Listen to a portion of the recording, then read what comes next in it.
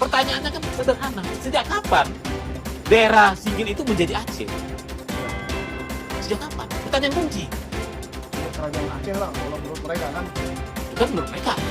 Tapi fakta berbicara apa? Jadi saya larikan ke sini, Pak. Saya lari ke dokumen Belanda.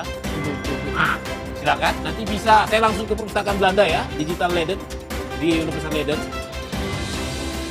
Jadi di atas itu juga kelihatan digital collection, digital Leiden. Iya. Berulang. Langsung bisa Jadi diakses. asli Ini bukan A1. ini A1 nih ya. Oke, coba sebelah kiri bawah kan Ini. Aceh dan Sumatera. Oke, Belanda lagi. Jelas Aceh dan Sumatera. Oke. Iya. Jadi ini 100 tahun setelah peta Simarjo tadi. Masih kan 1772. Ini 1873 kan? 16 Ah. Ternyata di sini sudah jelas disebut